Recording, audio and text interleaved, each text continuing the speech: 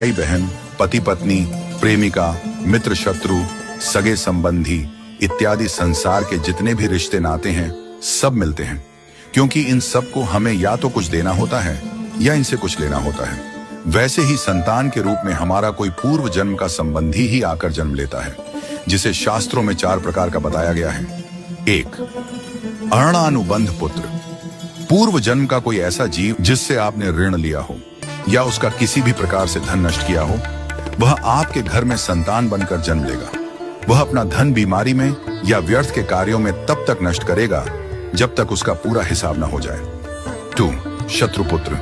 पूर्व जन्म का कोई दुश्मन आपसे बदला लेने के लिए आपके घर में संतान बनकर आएगा। बड़ा होने पर वह माता पिता से मारपीट, झगड़ा करेगा या उन्हें सारी जिंदगी किसी न किसी प्रकार से सताता ही रहेगा।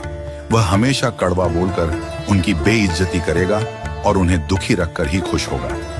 3. उदासीन पुत्र। इस प्रकार की संतान न तो माता पिता की सेवा करती है, न ही कोई सुख देती है। वह उन्हें उनके हाल पर मरने के लिए छोड़ देती है। विवाह होने पर यह माता पिता से अलग हो जाते हैं और उनकी चिंता नहीं करते। 4. सेवक पुत्र। पूर्व जन्म में यदि आपने किसी की खूब सेवा की है तो वह अपनी की हुई सेवा का ऋण उतारने के लिए आपकी सेवा करने के लिए पुत्र बनकर आता है। जो बोया है वही तो काटोगे।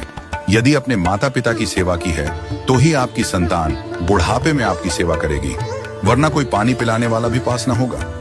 आप यह न समझें कि यह सब बातें केवल मनुष्य पर ही लागू होती हैं। इन 4 प्रकार में कोई भी जीव आ सकता है। यदि आपने किसी गाय की निस्वार्थ भाव से सेवा की है तो वह भी पुत्र या पुत्री बनकर आ सकती है। यदि आपने गाय को स्वार्थवश पालकर उसके दूध देना बंद करने के पश्चात उसे घर से निकाल दिया हो तो वह ऋणानुबंध पुत्र या पुत्री बनकर जन्म लेगी। यदि आपने किसी निर्दोष जीव को सताया है तो वह आपके जीवन में शत्रु बनकर आएगा। इसलिए जीवन में कभी किसी का बुरा न करें, क्योंकि प्रकृति का नियम है कि आप जो भी करोगे उसे वह आपको इस जन्म में या अगले जन्म में 100 गुना वापस करके देगी। यदि आपने किसी को 1 रुपया दिया है तो समझो आपके खाते में 100 रुपया जमा हो गए हैं। यदि आपने किसी का 1 रुपया छीना है तो समझो आपकी जमा राशि से 100 रुपये निकल गए। जरा सोचिए, आप कौन सा धन साथ लेकर आए थे और कितना साथ लेकर जाओगे। जो चले गए वे कितना सोना चांदी साथ ले गए। मरने पर जो सोना चांदी धन दौलत बैंक में पड़ा रह गया, समझो वह व्यर्थ ही कमाया।